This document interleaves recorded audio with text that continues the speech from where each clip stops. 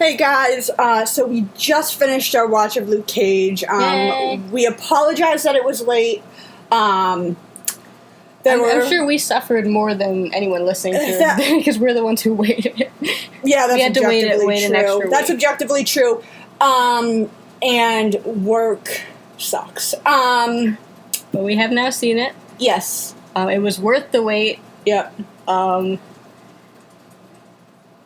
Yeah. Yes. And just so you know, it is ungodly hot out, so you're probably going to hear the air conditioning in the background, but that is so we can survive and don't die. Make it through to the end of this. Yeah. But yeah, so we now have a second season of Luke Cage. Mm-hmm. We are not going to spend the whole time talking about episode 10. Yeah, we'll try not to. Maybe only half. Yeah, definitely about that much. That sounds about right. Yeah. But no, I really enjoyed it. Mm-hmm. I did too. Yeah, I did too. I thought it was a very, very solid season. I probably liked it as much as the first season. Yeah, I think so. If not more, maybe. Yeah, it was. I feel like the pacing was.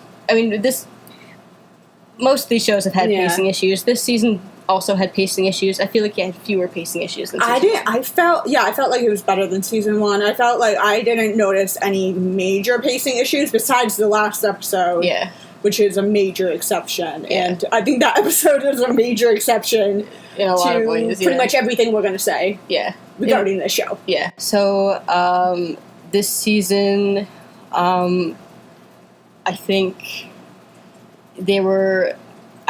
I mean, we try to avoid a lot of interviews, but I did watch one interview with the showrunner, because he always has really interesting things to say, where he was talking about the first season, and, you know, we saw this, the first season being Luke kind of negotiating his new role in this world, you know, as now a superpowered person, as an, at that point, escaped convict, as someone who people start looking up to as a hero, despite the fact that he doesn't really want that.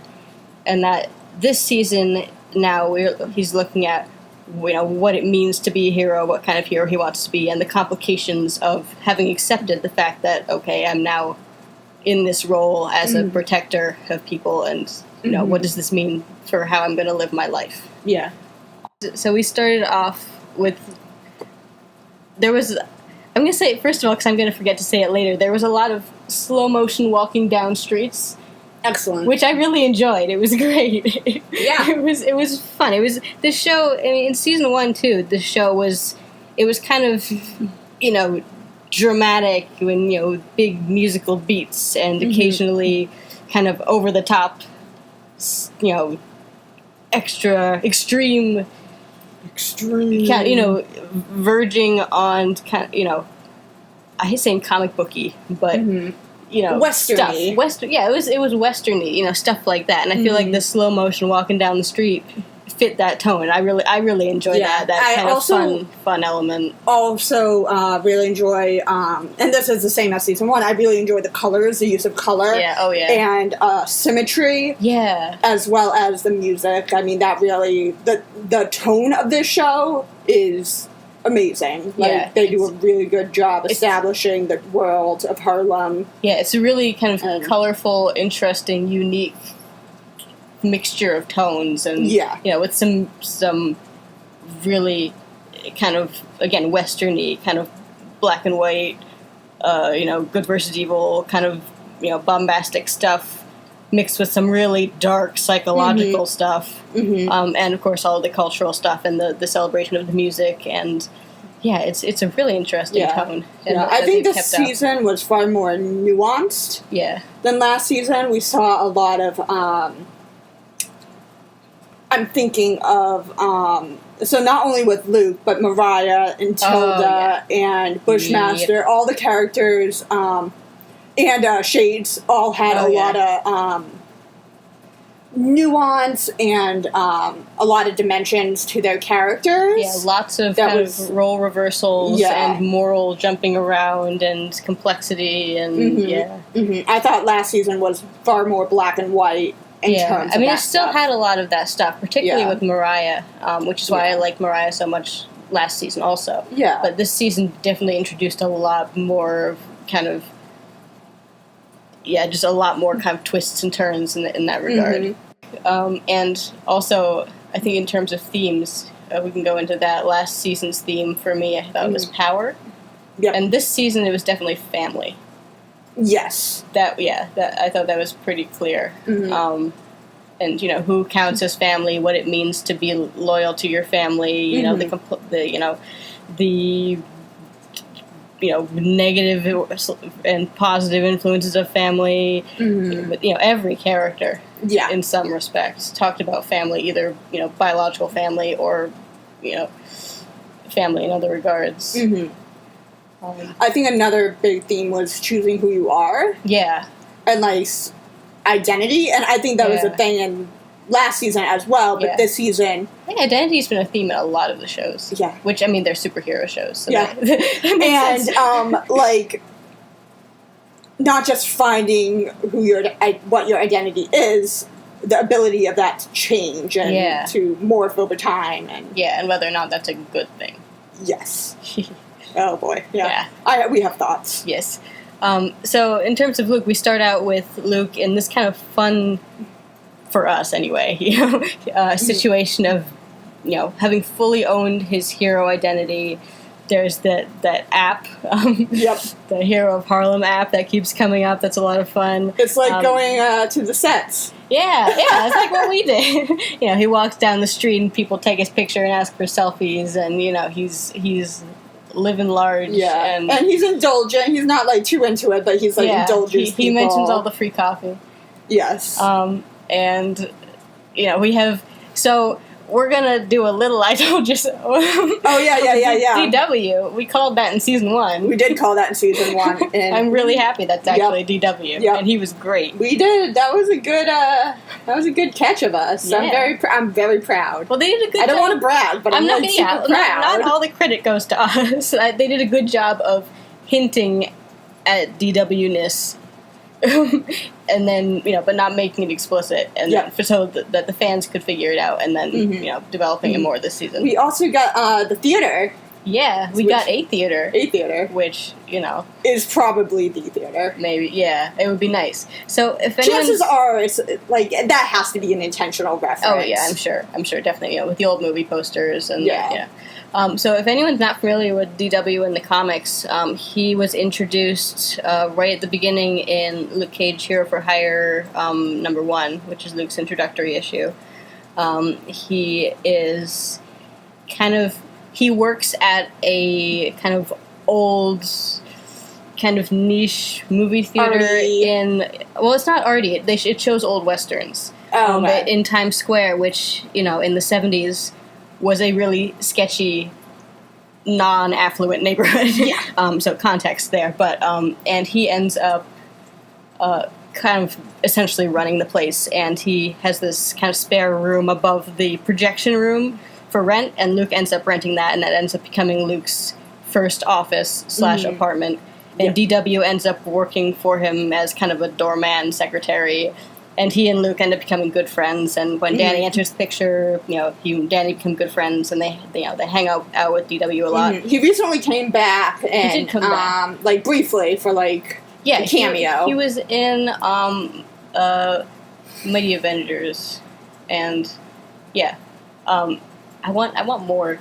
But he's also he's named D.W. Griffith after the director, and he's a film student, and he's a big movie nerd. And there's a brief arc in Power Man and Iron Fist Volume 1 where for his film class he needs to make a documentary, and he decides to make it on the Heroes for Hire, so he follows them around on their missions with a camera, providing commentary, and they keep having me tell him to shut up. Beautiful. It's really great. So I was really excited to see DW, and kind of in a different form, in that he's doing the Hero for Hire thing, even though Luke is not. He's selling. He wants Luke to be a Hero for Hire, even though Luke isn't. So it's a different dynamic. And we can talk about that moment at the end with Luke and DW. Yep. When we talk about the end. Yeah. So he was a fun character. And they brought in a lot of early Luke Cage characters. Cockroach Hamilton. They brought in a lot of... We were actually talking before the show about all of Luke's... I mean, most superheroes have a lot of bad villains, you know, Silver Age villains, but Luke has a lot. Okay, and we saw a whole bunch. Matt or Luke? I feel like Luke's a lot... Matt has had more bad villains that have since been rehabilitated into better villains. You know, you had people like the Owl, who was really dumb, who some writers have done really interesting things with since. You know, I mean, Fisk was originally a Spider-Man villain, but he was originally kind of dumb, and of course he's been, you know, Frank Miller did all sorts of cool stuff with him. Purple Man was always pretty terrible. Pretty terrifying. Purple Man wasn't like he wasn't like dumb. He was that's what I'm saying. He was always a good. He was always kind of a good villain. Yeah, his first issue, it's pretty terrifying. Yeah. So I'd say Matt has more bad villains that have since become good villains. Luke's have just remained kind of not great, with the exception of the show. Like if we look at Black Mariah in the comics, who is this? You know, she's a caricature, essentially. It's really kind of borderline. I mean, recently, in the latest Power Man Iron Fist run, she was written as much better, but she's still, you know, the Mariah in the show is essentially a new, you know, incredibly good character who's not at all like in the comics, you know, vastly better in every way. So I'd say Luke has more bad villains who just have not been rehabilitated. Yeah. And so, you know, we have people like Mr. Fish and Cockroach Hamilton and Piranha Jones. So all these people that showed up, all the people with the silly names who showed up in this season are based on actual, you know, Luke Cage Hero for Hire introductory series. A comic book character. Yeah. Because they sound like a comic book character. Yeah. So it was a lot of fun to see all of them. If you go, hey! Yeah, if you think, oh, that sounds like a comic book character name, yeah. It is. Probably is. But yeah, so that was a lot of fun. I was glad, and of course, obviously also bringing in Bushmaster and Deadly Nightshade. But we can talk more about those later. I really enjoyed them. Yeah, they were... I mean, Bushmaster was really good. I have mixed feelings on Tilda. Yeah. But yeah, let's stick with Luke for the moment. Yeah, so Luke starts at this point of kind of extreme confidence. Yep. And then we see that erode. Very quickly, actually. Yeah. And he's this, you know, we can mention Claire, because he's always, you know, he's also, you know, he's basically in a great situation. You know, he's successful as a hero. His relationship with Claire is very good. Actually, I mean, things aren't perfect because they need money to pay the rent on the barbershop. Is not. And doesn't have does he have a job? No, he's looking. So we have. I mean, we can talk more about this later. No, he doesn't. I think they're using the money. From the from the court settlement. Yeah. But sorry. From the beginning, that's okay. It's been a while. It's been a day, and the heat is draining my sanity slowly. So I know this all, I guess. So Bobby Fish keeps, you know, and DW keep bringing up the whole money thing, which Luke doesn't want to think about. And he's also being contacted by his father, who he doesn't want to talk with. So things aren't perfect. Yep. But he starts out at a relative high point, and then we see him go downhill, hit complications pretty quickly. Yeah, and we have a lot of mixed feelings about Luke's arc. This season. Yeah, about the direction they're taking him. And I like to look. I think we talked about this a bit with Jessica Jones, where because of the shortage of actual comics material, she has gone off in a lot of entirely new directions, and that makes a lot of sense. Yeah. With Luke, where there is, 40 years worth of comics material, they're still taking him in new directions. And in some respects, that's a good thing. This is a new version. It's a different medium. It's a different perspective on the character. It's a different story that's being told. It's a new, age. It's a new time frame. Where things aren't going to be relevant, that were relevant when Luke Cage was first published. Yeah, so that invites variation. But you reach a point, and we can talk more about this later, but where you know, is the character even the same character anymore? Mm-hmm. And with Luke, we're kind of treading that line of him being transformed into something new, which, as comic book fans, we have mixed feelings about, of course. Yeah. I want to see people do new things with characters that I'm really connected with. Of course, yeah. But at the same time, I don't want to take them out of themselves or the world that they live in. Like, you know, it's hard to, you know, like, people like patterns and people like... Yeah, and we like characters for reasons. Yeah. So, you know, you can't just take, you know... Yeah, it's, you know, we're attached to certain characteristics, not just a name and a look. Yeah. But in any case, one of the big things that we talk about is Luke's kind of the development of his situation in the season with Claire, who was only in the first 4 or 5 episodes before fleeing the scene. Okay, am I a bad person for saying that she's gone quickly? Not the circumstances under which she was gone, to be clear. We've had over the past few shows, and you know, we haven't seen Claire since the Defenders, but we've had questions about Claire, because they've reached a point where she's not serving the purpose she was serving before, and she doesn't really thus she has kind of lost her purpose. Yep. And so it's like they're not quite sure what to do with her anymore. And so while she does have really interesting interactions with Luke in the show, and that one fight in episode 4, I think 3 or 4. I don't know, but yeah, the fight where off our schedule. The fight where Luke ends up punching the hole in the wall. She's moving more and more to the sidelines. You know, she wasn't in Punisher, she wasn't in Jessica Jones, she was not used well in the Defenders, and she's not really doing her healing thing anymore, and she's not making that next step and filling a night nurse role, which is what we were hoping for her. She's not the night nurse in the comics, but that's what everything seemed to be leading to, and it would be a great role for her because it would give her own stories, it would give her a purpose, it would make her independently significant other than just her connection to the various superheroes, and it would make her an ideal crossover character, and also Night Nurse is just really cool. Instead, she's kind of just there. She's kind of just Luke's girlfriend here, and then she leaves. Yeah. Which is... So she's not really interesting anymore. No. And again, I think they did do some interesting things with her this season. On the whole, in terms of her character, I feel like they just don't know what to do with her, which is So this just brought up a thought of mine. So in this season, I don't believe she would pass the Bechdel test. I think there are a ton of other female characters. No, but she wouldn't be part of that. No, she didn't. Well, no, she interacts with Misty. She has that scene with Misty. But she was really off to the sidelines here. Yep, and I just... And she is the one. She's the one who contacts Danny and has him go check on Luke.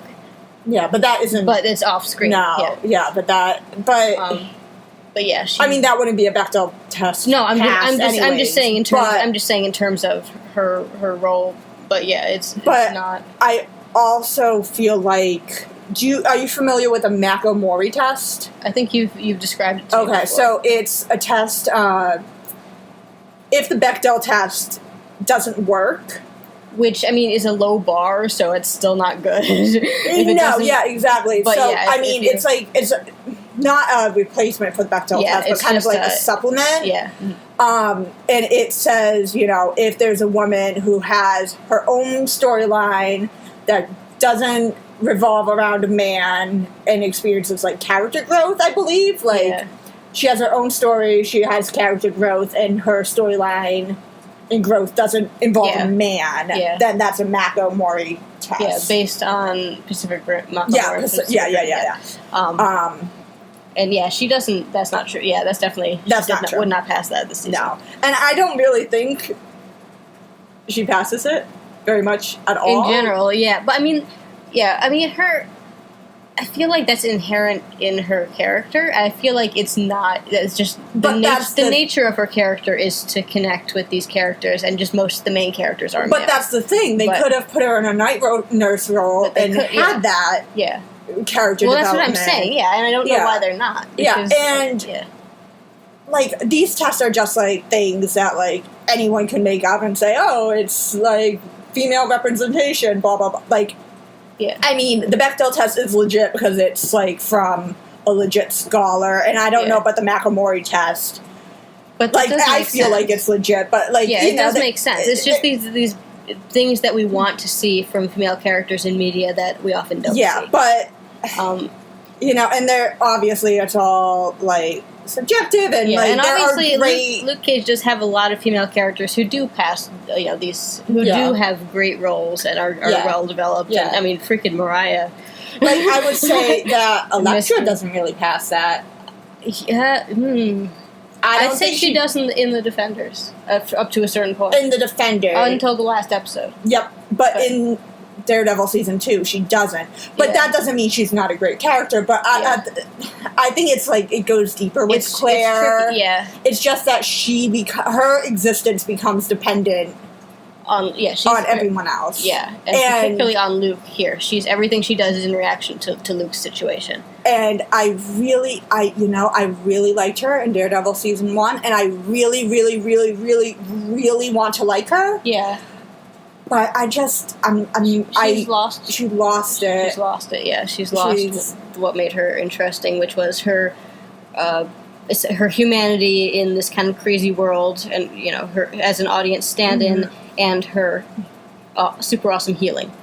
Yeah. Which she hasn't done in a while. No. I was going to say, and I think I think there's stuff about her that's really interesting that doesn't... Like, I think her desire to be powered and her desire to be special and her vicarious wanting to be a superhero. Yeah, I really liked her in Iron Fist because that brought all of that out. Other people is really interesting. Yeah. But it's just wasted. It's wasted potential. Not going anywhere. And I really want to like her, but it seems like it's... She's just throwing it up in the air and letting it land wherever it she's will. Kind of just another side character surrounded by lots of more interesting side characters. And it's also kind of like the cameo thing, like, haha, oh, look, it's Claire, like, sort of deal. Yeah. I'm not really invested in her anymore, and it makes me so sad, and I really, really want to like her. Yeah. So mostly in the show, she informs the first chunk of Luke's arc, which is dealing with his father, and dealing with his changing approach to hero work. And if we look at Luke's relationship with his father, and particularly Claire's involvement, is that Luke, you know, we learn over the course of the show what happened with Luke's father, and it's kind of similar to in the comics, in that in the comics Luke's father they're estranged because Luke's father is angry that he went to jail, you know, innocence regardless, and here we learn there's the added element of his father blaming Luke's incarceration for his mother's death and not letting him see her, and, you know, and obviously that's, you know, horrible. It fully justifies Luke never wanting to see his father again. So we have that bit of, you know, that kind of bit of anger and that part of his past coming back to disrupt him at the beginning. And I think personally, like, it just frustrates me, like, I mean, and this is just, like, not a character flaw of Claire, but just personally, it, like, pissed me off that Claire was so insensitive to, like, the fact that Luke clearly had a toxic relationship with his father, and he didn't want to be in a relationship with him. Like, okay, great, it could work out okay, but also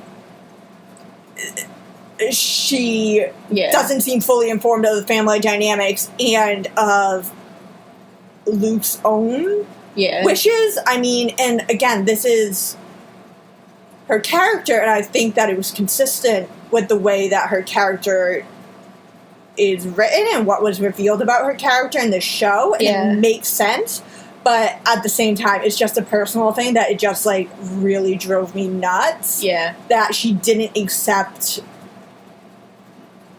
that boundary that Luke was clearly setting. Yeah, but again, I think they did make it make sense. And we've talked about it, it was a bit like Trish in Jessica Jones Season 2, where both of these characters are, for their own personal reasons, subconsciously or otherwise, digging into these issues for these people they're close to, despite the fact that those people don't want those situations. You know, Jessica didn't want to look at her family's deaths. Luke doesn't want to revisit his relationship with his father, but because of Claire's own personal relationship and bad experiences with her family, she projects that well. And, you know, I mean, she does have a point. Obviously, it'd be preferable for Luke to have a good relationship with his father, but she's definitely doing that mostly based on her own kind of experience and projecting onto him. And there's no way that she could have really known what that could have brought. That could have made things way worse. Yeah. Or it could have, you know, family is complicated, and as we see, and not everyone is going to have a good relationship with their family. Yeah, like some people have great relationships with their family, and some people don't want to have any relationship with their family, and that's just the nature of being human. Yeah. And obviously no one in this situation is completely right. There's no moral, everyone is flawed, and that's one of the great things about these shows. Yeah. We're not, we don't need Claire to make perfect decisions all the time, because that would be boring and dumb. Yeah, this is just my personal, it just got under my skin, and it's a personal thing that kind of was like that, but that doesn't make it bad writing. In fact, I think it was pretty good writing. Yeah, and I really liked again, that argument and what was revealed about Claire's family and her past, and particularly the topic of kind of racism, which we can talk about later, where she talks about racism within her family, where she's Afro-Cuban, and that I really liked that, because that did tie into a lot of the themes of this. We saw this season, particularly with the Jamaican community coming in and the kind of the diaspora being explored a bit. But yeah, so it was a lot of stuff with Claire. The kind of the messiness of the early part of Luke's arc was tied to that situation, and I thought that was And I kind of, I don't know, I might feel kind of bad about saying this, but I kind of feel like I enjoyed the fallout. I thought that what felt very real. Yeah.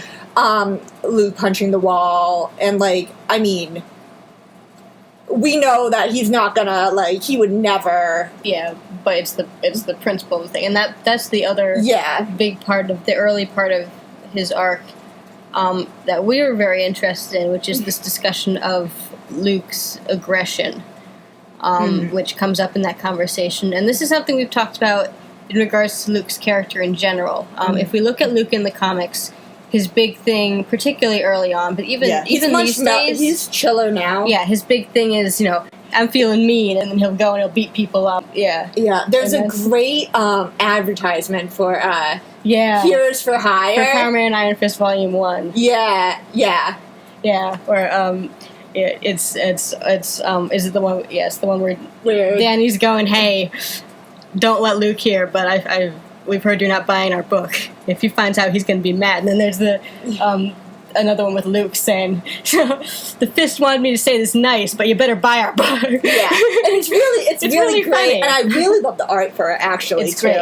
It's Bill Sienkiewicz. Okay. The ever wonderful. Yeah, but it's really great. The facial expressions are awesome. Yeah. It's really funny. And then they did he did another one for Power Man 9 Fist Volume 3, kind of an updated version with the role reversal, with Danny being the aggressive one and Luke holding baby Danny in the back and going, "Isn't Uncle Danny funny?" But in any case, so one of Luke's big thing in the comics is that he's this big, aggressive, no nonsense, no BS, kind of angry guy. And particularly Danny comes in as kind of the calmer counterpoint to that, and they play off each other.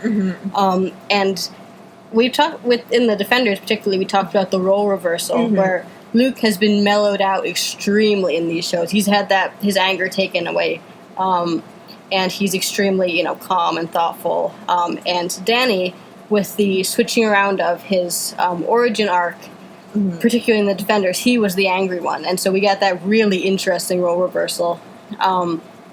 But we talked about kind of this changing of Luke's character and how we feel about that, because on the one hand, Luke's aggression is such an integral part. He's kind of this unusual, presented as this kind of unusual superhero in that he's not nice. He doesn't beat around the bush. He doesn't try to do things the polite, upstanding way. He'll just break down your wall and punch you.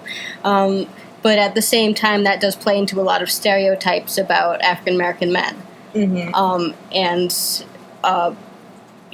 the comics recently, he has also mellowed out a bit. He still has that, I'm feeling mean aspect in some degree. In the case that everyone knows you don't mess with Luke Cage. Yeah. But in the show, he's been extremely mellowed out to the point where he's almost written like a different character.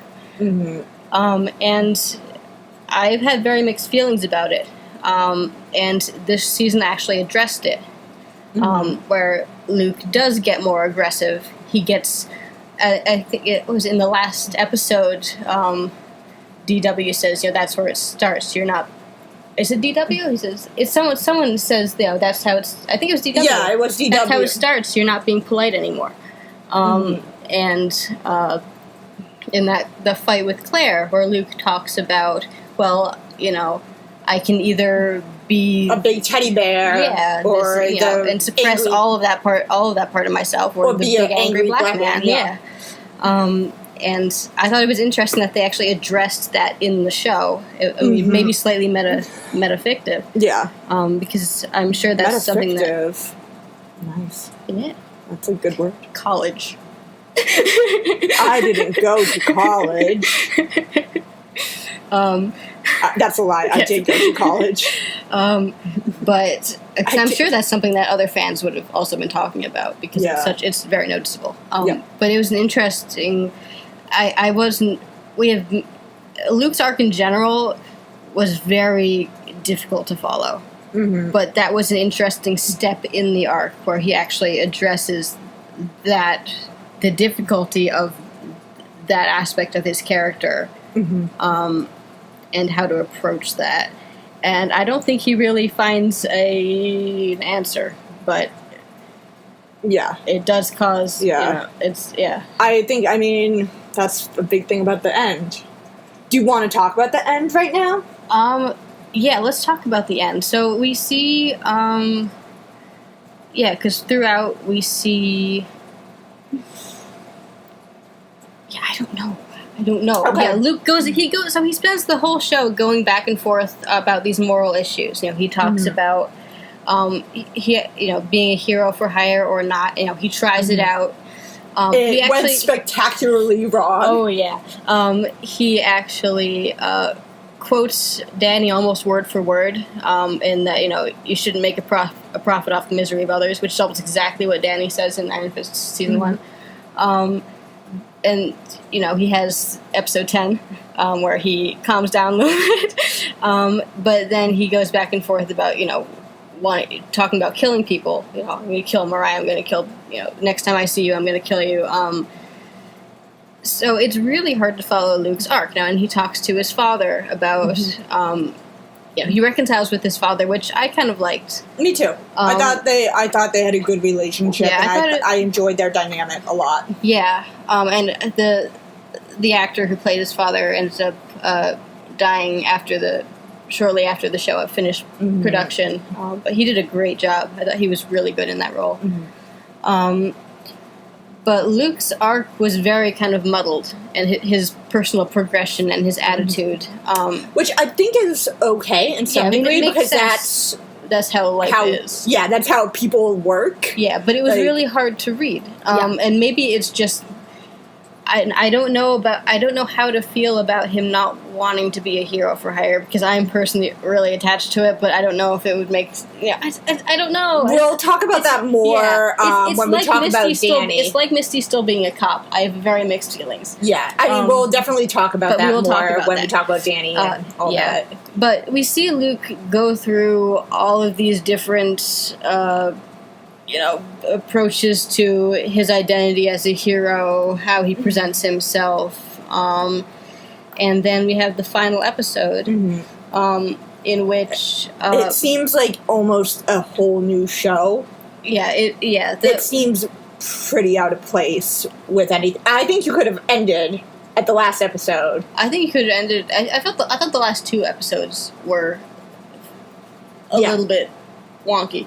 Yeah, in terms of fitting with the rest of the show. Almost oh shoot, we did it. Yeah, wait a minute, we got 2 more episodes. Yeah. All right, guys, we have an hour. Yeah.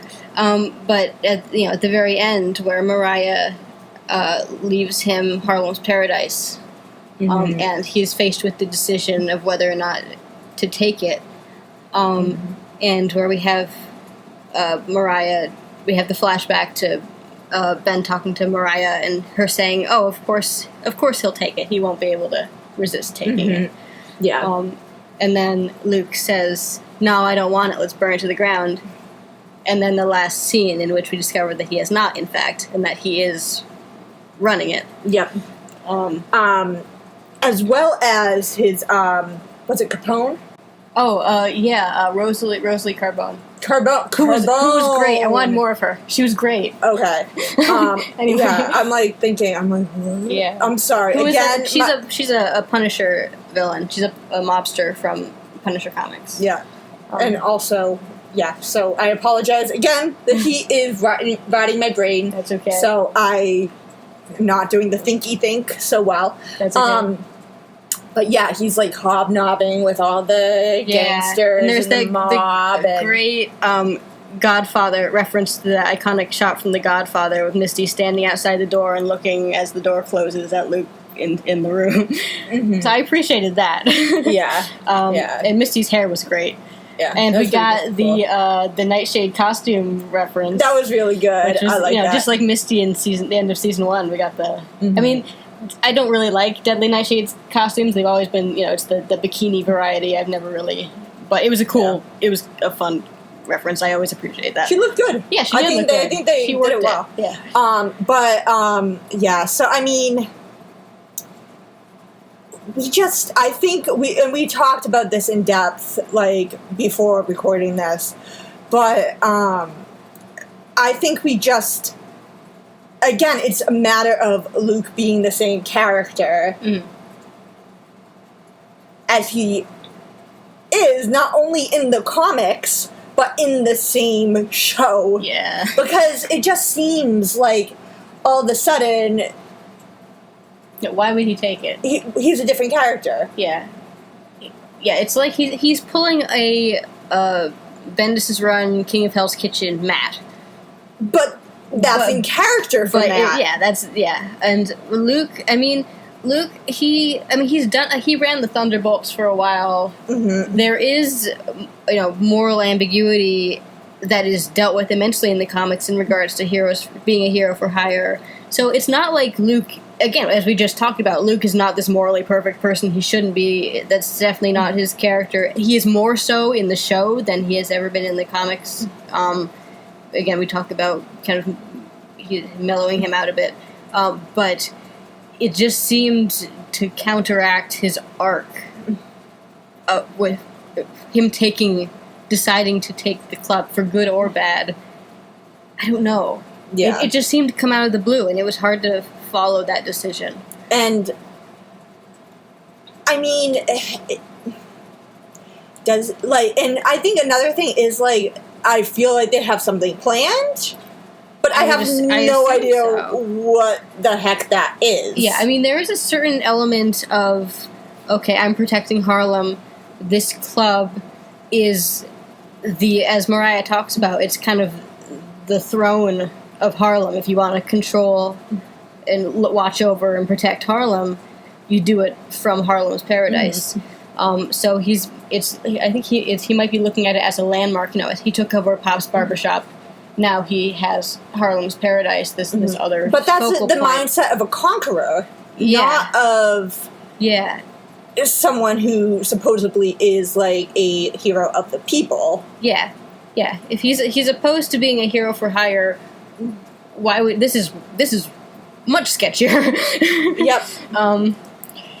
Yep. Yeah, it's just, and I mean, it seems to also play into the idea that's explored in the show of the kind of the criminal life being, sneaking up on you and enchanting you, and if you ending up in it accidentally, whether you intended to or not. But we have that with Tilda. We don't need it with Luke. Yeah. Tilda is that story. And, I mean, Mariah also, but, yeah. Tilda seemed to be the main exploration of that idea. It was very odd. Yeah. It left a kind of a bad taste in my mouth, which is such a bummer because I really, really liked the rest of the show. Yeah. But I just was very confused about that choice. Yeah, I'm really curious. I think in hindsight, once we see where they go with it, it's hard to make sense of it right now because we don't know where they're going to go with it. Yeah. Is Luke going to become seduced, slide into criminal behavior accidentally? Is he actually going to make it a force for good? Is he going bargaining with Punisher villains? You never mess with Punisher villains. That's how you end up. I'm like Punisher villains are they're the worst. Bad, like they're so bad. Yeah, you don't. Yeah. I did like seeing Hai Ching Yang again. I'm glad he's still out there. The hand is gone, so he's out there doing his thing again. Mm-hmm. I'm proud of him. He's a cool dude. He's a good guy. No, he's not. No, but he's a good drug dealer. Well, he's more. Mob boss. Yep.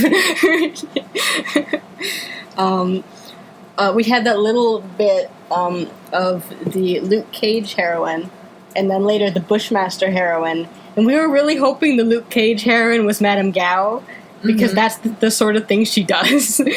Because she did that with the Steel Serpent heroine also. Yeah. Let me just stick your symbol on this this terrible thing. Yeah. For fun. Yeah. For laughs and kicks and giggles. Yeah. But yeah, that was kind of neat that it started with Luke and then it came back around with the same thing. Obviously not the same person, but doing that with Bushmaster as a way of, and kind of the little idea of, drugs and drugs being the one thing that Stokes don't touch, and then Mariah crosses. Yeah. I mean, lots of boundaries, but she crosses over that. Just a few. But where she breaks that kind of rule as one of her final clues that she has lost it. I mean, one of many. Yeah. Did you want to talk about Bushmaster? Yeah, let's talk about Bushmaster. He was really cool. I love Bushmaster from the moment he first appeared in the trailers. I thought his look was good, the tone was good, just all the shots were really cool. Yeah, he's really cool. They did a great job with him. Yeah, Bushmaster is another. He's actually. He kind of developed into a Luke Cage villain, but his introductory issue was Iron Fist Volume 1, number 15. He's kind of a Misty. He starts off as because Misty is the one who deals directly with him. He's kind of a Misty villain in the comics initially. And originally he's a European mob boss. In his first few appearances, he later reappears in Power Man and Iron Fist, and he is staged to be a Caribbean. So there's, that's where that comes from. Yeah. A Caribbean mob boss. anyway, he's this foreign mob boss who comes over and starts making moves in the United States, starting in New York. The NYPD and the FBI notice this. They send Misty in to infiltrate. He ends up,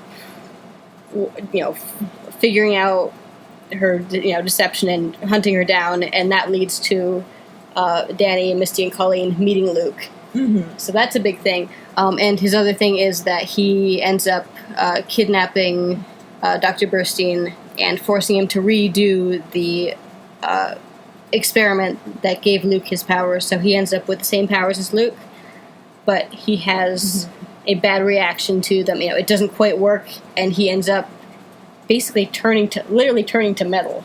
His body atrophies, and he turns to metal. And then later he comes back really briefly in this really weird arc. But in any case, he's just comics. Yeah. So he's designed as this kind of person who can take on Luke, who has the same powers as Luke. And there have been a lot of characters like that. That's a fairly standard. Let's give this villain the same powers as the hero.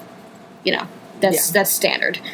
So I wouldn't say he's not one of the really dumb. But they've never done anything really interesting with him in the comics, I think. Mm-hmm. I mean, he's not bad. He's interesting. He's dangerous.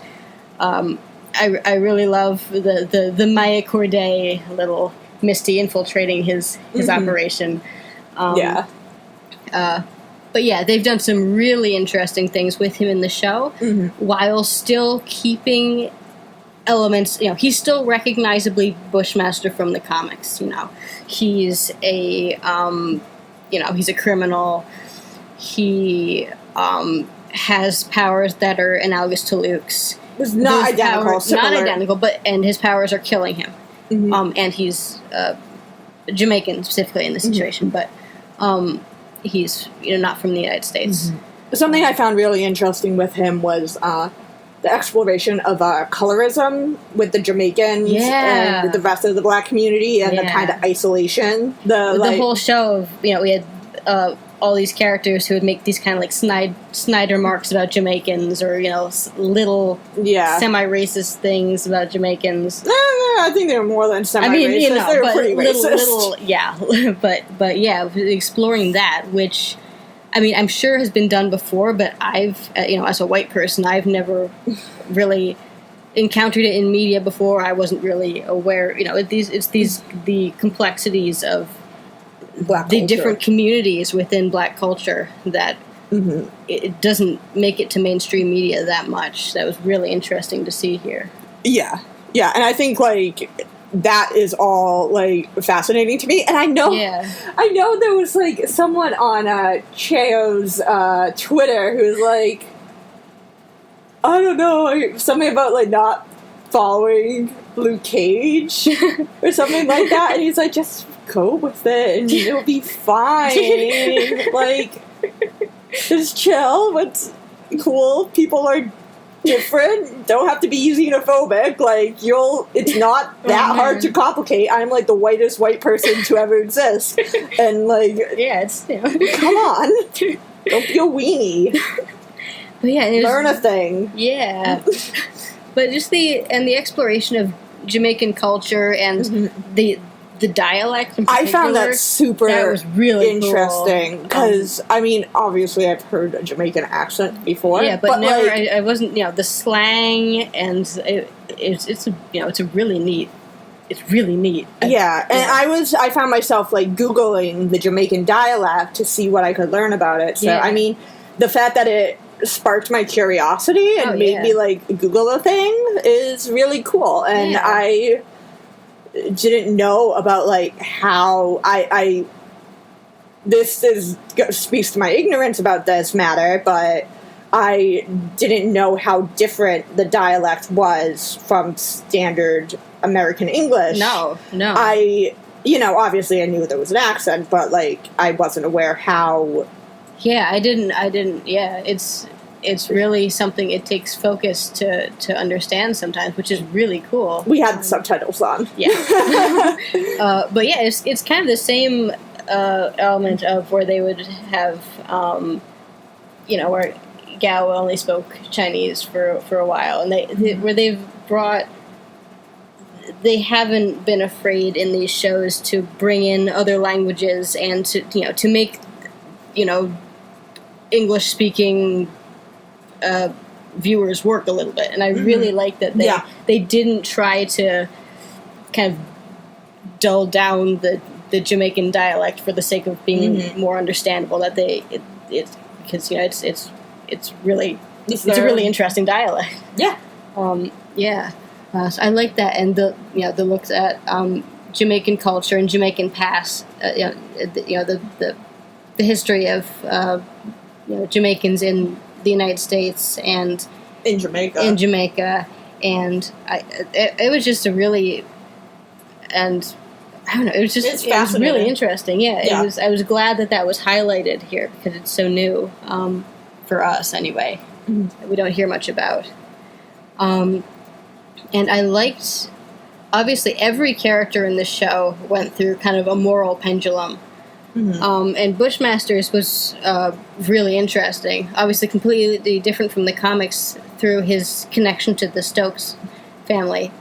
But where we see him as both an aggressor, this kind of, dangerous, unstoppable force with awesome martial arts. Yeah, it was really cool. So, capoeira, which I loved watching him fight because it's a really cool looking martial art. It's super cool. Yeah, it was, and so presenting him as this kind of terrifying force who puts people's heads on sticks, but also at the same time this person who has had this horrible past and been through all this terrible stuff, and whose powers are killing him.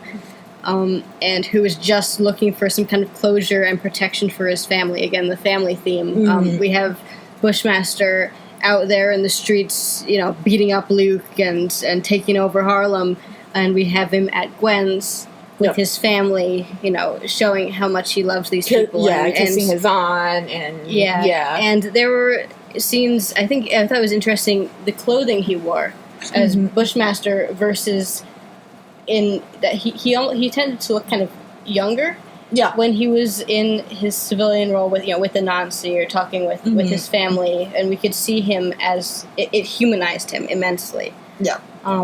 So he was this great duality of a character where you sympathize with him, but he's also out there doing this horrible stuff. And obviously Luke is in the same situation, and Tilda, where they get it. They get why he's upset. But he's also doing things that are morally really terrible as payback. Yeah. So I really, I thought he was just a really fascinating character. Really good, a really good complication of the Stokes situation. Seeing their, Mariah talks a lot about. Black power and all of that, but we see she's extremely racist toward the Jamaican community.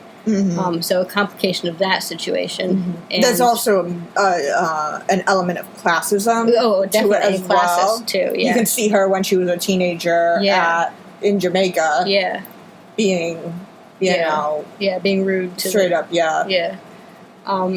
So a whole. For a further side to that situation, which also obviously sheds more light on Mariah and the legacy she has now accepted, or that she eventually ends up accepting. So I really, and I thought, how did you feel about Bushmaster's powers? Because obviously in the comics he gets them the same way Luke does, and they're the same powers that Luke has.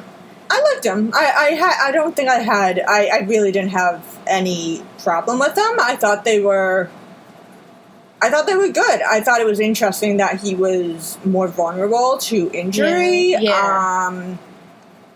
than Luke. On the one hand, while I do enjoy Bushmaster in the comics being clearly stronger than Luke, having these exact same powers, it made him an extra kind of dangerous antagonist. Here, he is weaker, certainly, but he's also a more skilled fighter. Yeah, he's also a more skilled fighter. He's badass in other ways. And I did like how it tied into Jamaican culture again. That his powers are based deeply in Jamaican medicinal traditions and spiritualism and all of that. And I thought, so that was interesting. Yeah. It did. I was it's in my mind, we didn't see hide nor hair of Burstein or Diamondback, which was heavily implied in the last episode of season 1, and they're just not. Nope. Are they coming back? Probably. Yeah. And I guess that would be the other thing, is if Diamondback ends up with the same powers as Luke, that would be redundant if Bushmaster would also have the same powers as Luke. Yeah. So, they kind of went that route with Diamond, or they implied that they were going to go that route with Diamondback. But I feel like in Marvel Comics, they'll, search to create another super soldier after Captain America. Yeah. Is a pretty steady thread that you can follow. Yeah. Okay, Bucky. Logan, Luke, Warhawk. Luke and all of Burstein's people surrounding. The Hulk. Well, no, not in the comic. No, sorry, not the Hulk. Not in the comics. That was not in the comics. No, but that's Bruce being an idiot. Don't Bruce being heroic. That was oh my God, I'm blanking on his name. Rick Jones being an idiot because he was saving Rick Jones from being in the test site where they were testing this gamma bomb. Do not do that. Don't. But you're right. That's a. It's less. I mean, it's clearly also a thing in the MCU, but less so. Yeah, I mean, okay. I mean, Luke was. Yeah, I mean, it's implied super soldier-y-ish. Yeah, no. They said they were helping to heal soldiers on the battlefield. So it's not explicitly saying, we're trying to recreate Captain America, but it is along those same lines. What's his face? Jigsaw, yeah, and Nuke. Oh, Nuke. Yep. So there, you can still follow the thread of the search for a super soldier. Yeah. I mean, Jessica in some ways, Jessica, IGH. Actually, while we're talking about the wider MCU, we were shocked that Wakanda was not mentioned. Nope. No mention of Wakanda, no mention of Black Panther. I mean, particularly since Wakanda is now, recently made this huge entrance onto the world stage as this this whole breaking thing. Hey, by the way, guys, big deal. We are pretty much cooler than all of you. Yeah. And we hid this for hundreds of years. Yeah. Wakanda is cooler than me, and I accept this. It is true. Wakanda's cooler than all of us. Yeah. So that was surprising. And we know they made some kind of statement, it was kind of a hand-wavy, saying all of these shows take place before Infinity War, which essentially means that, I've given up with the timelines on these shows anyway, but it's, they're not going to mention Infinity War. No one's going to be, spoiler alert, having anything happen to them like what happens in Infinity War. Wow, that's not much of a spoiler, is it? No, well, yeah, I didn't. Half the population isn't going to be dead. Don't spoil it. People might not have seen it yet. You said spoiler warning. I know. Okay, yeah. So, but it doesn't make sense for them to have it avoid Black Panther. Yeah, that just seemed kind of. I don't know. I was surprised. So my pet theory regarding Infinity Wars is this happens. Spoiler alert. This happens. In an alternate universe. Well, when they go back. Yeah. And fix it. Infinity War. After they fix it all. So it's still taking place in the same time. Yeah. But just in a slightly. an altered time. Altered timeline. Yeah. That is. And that's my theory. That's what we're going with. It's comics and show. Yeah. That's continuity is subjective. It's better than the X-Men's continuity. This is true. Anything's better than the X-Men's continuity. I have a lot of feelings about that. Oh, the X-Men. What were we talking about? How the X-Men are a disaster. Oh, those X-Men. Is there anything else we wanted to say about Bushmaster, he had a fire theme going. For obvious reasons. Yep. but even before we found that out, yeah, that was kind of cool. Yeah. Danny talked about, when he was talking about the different aspects of the body. I'm trying to remember if it was the fire one that he I forget. I can't remember. Oh darn! I might need to watch episode 10 again. Oh no! Darn it! It's awful. How will I make it through? We don't have to depend on that one. Earth's Mightiest Heroes. Yes. No, was it Earth? No, it was Earth's Mightiest Heroes. Episode to Steel and Ant-Man, season 2, episode. Fast forward through all the Ant-Man parts. No, the Ant-Man parts are good, but Power Man and Iron Fist. All right. Do we want to move on to talk about who do we want to? Do we want to talk about Mariah next? Yeah, let's talk about Mariah. There's a ton to say about Mariah. I love Mariah in season 1. I love Mariah in season 2. Mariah was again. This is a case in which a character is completely different than the comics in all of the best possible ways. She's incredible. Yep. I love Mariah. Yep. And I also hate Mariah, which is kind of the point. But yeah, so in season 1, we had Mariah refusing to get involved in the criminal side of her family, rejecting her past, being annoyed at her cousin Cornell for living that life. Mm-hmm. And then she ends up inadvertently getting pulled into a criminal life and being really uncomfortable with it, but also being really good at it. Yeah, because she's so planned and calculated. Yeah, and smart and good at playing people. Mm-hmm. And so we see her in season 2 at the beginning also wanting to get out of the criminal life. She is selling the gun shares. Yeah, so she's trying to make legitimate money so that she can, again, like what she was trying in season 1, she can build her, improve, make her mark on Harlem, save, Harlem in the way that she wants to save it. And I think more importantly, to pass down her legacy. I think she's very concerned about how people her own legacy. See her more than she actually cares about helping other people. Yeah. But at the same time, I do think, given her past, she has seen a lot of suffering, and I think there is some part of her, where she's specifically building a center for single mothers. Mm-hmm. And she has, having had a, kind of nightmarish motherhood experience. Yep. I do think there's a part of her that genuinely does want to help people. I mean, she's definitely also making a name for herself, and her name is a big theme that comes up, where she, for most of the show, insists that people call her Mariah Dillard, rather than Mariah Stokes. Mm-hmm. And obviously Bushmaster, is the kind of antithesis of that, insisting that she's called Mariah Stokes. And then by the end, she switches over and insists that she's called Mariah Stokes. Mm-hmm. But I do think initially she is trying to take, as she says to Tilda, she's taking with the progress that was made through criminal means and turning it legitimate, kind of building a legitimate future on top of that. Yep. That is going to be her new kind of family and legacy. Mm-hmm.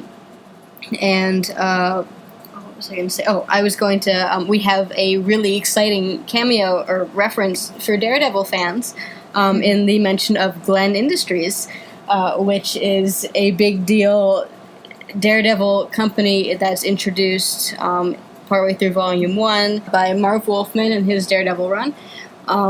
Glenn Industries is a company initially run by Maxwell Glenn, whose daughter is Heather Glenn, who is a longtime Daredevil character. She and Matt date for a long time. The relationship ends in the worst possible way. It's really dysfunctional, but she's a really interesting character. Her father ends up dying under really horrible circumstances, and there's a whole arc about that. Heather ends up inheriting the company. She's not really equipped to run it. Shady dealings are going on that she tries to look into. It's this whole thing. Anyway, Heather is a big deal Daredevil character, and Glenn Industries, that arc is a big deal arc dealing with Glenn Industries and Daredevil. Also possibly hinting where we're going towards. Yeah. So it's really by the exciting. way, it's not great.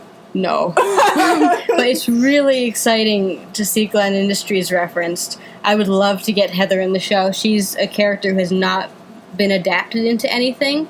Well, no. She was in the movie. She broke up with Matt over the phone in the movie, which was so freaking cathartic. I forgot about that. Yep. But yeah. Considering how their relationship ended. Matt essentially drove her to suicide. Short version. Obviously not intentionally, but it was really bad. Mental, psychological stuff went on, and it was really bad. Yep. So we do have a Heather, presumably Heather Glenn, who breaks up with Matt at the beginning of the Daredevil movie, which was great. But beyond that, I remember. I know. Yeah, thank you for having my back there. I know. But it would be really cool to get Heather in the show. It's obviously really exciting to have Glenn Industries mentioned. So we were excited about that. But we're kind of now. Angst, but feared. But yeah, of what's going to happen. Yeah, especially given all the signs that next season is going to be heavily based on Born Again. Yes. Heavily based on Born Again. But so we have a kind of naively hopeful Mariah at the beginning who is offered this chance to make legitimate money so she can do what she wants without dealing in the criminal world any more than she already has. And as we mentioned, this show, this season had a theme of, particularly in regards to the Stokes family, but also we saw with other characters of how easy it is to get dragged into a criminal life. Yeah. So obviously there was this element of inevitability of Mariah ending up in that life no matter what. Mm-hmm. And so she makes this deal, and she doesn't make it in the best possible way because of family ties, because she refuses to sell Harlem's Paradise, and she refuses to sell that one painting because of family, stuff. Yeah, because they've been in the family. Mm-hmm. And that causes all kinds of trouble. And so we see her at the beginning still trying to escape from that life. While also digging herself deeper by making bad decisions influenced by this family that she's trying to escape, and by her kind of mixed feelings about the situation. And we also, we also see how much the family influenced her by one of the ending scenes where she is hallucinating Uncle Pete and Mama Mabel. Yeah. Which I really enjoyed that scene. That was a very good scene, and it really was a good way of getting into her head and how the family really...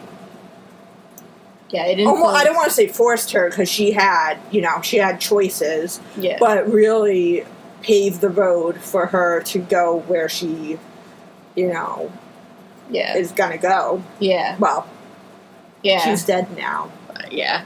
But we see her in the situation where, and it's really well done in that we initially can have sympathy for her and root for her because we too want her to go legitimate, and this is a really good thing she's trying to do, and all of that, and she is faced with this, kind of dangerous, unstoppable force of Bushmaster showing up and trying to kill her.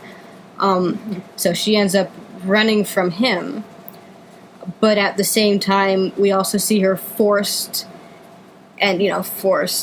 but she's put in this position where the best option is the criminal option, or the best option to her is the criminal option. And I'm reminded of that quote from Luke's dad that comes back, when you're under pressure,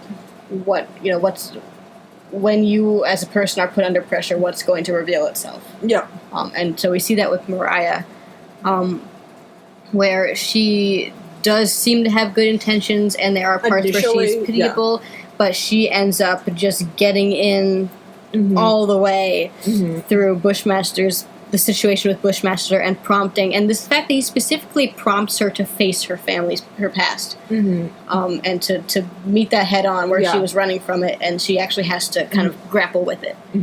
And I think in regards to her mental health, I feel like there's a lot of things in this season she just is not equipped to face. No, she loses it.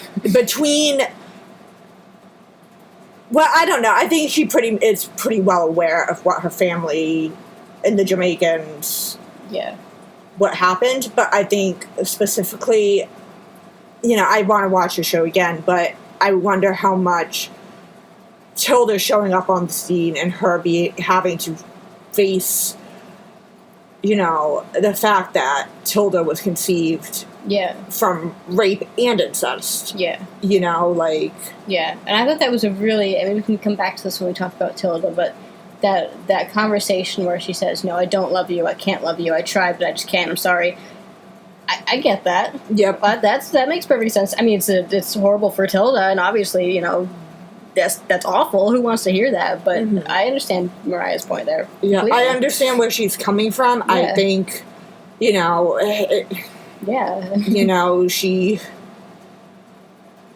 Yeah. It's awful. It's awful. And I feel like she probably did the best that she could given the situation and giving her to family that did love her. Yeah. And that did want a child. And the fact that she wasn't allowed to have an abortion.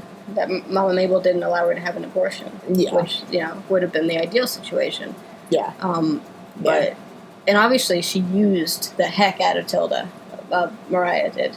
She in this show. Oh yeah. She was manipulative. There's all sorts of stuff going on there, but all with Bushmaster coming back and Tilda coming back and all of these reasons, demons from her past, prompting her to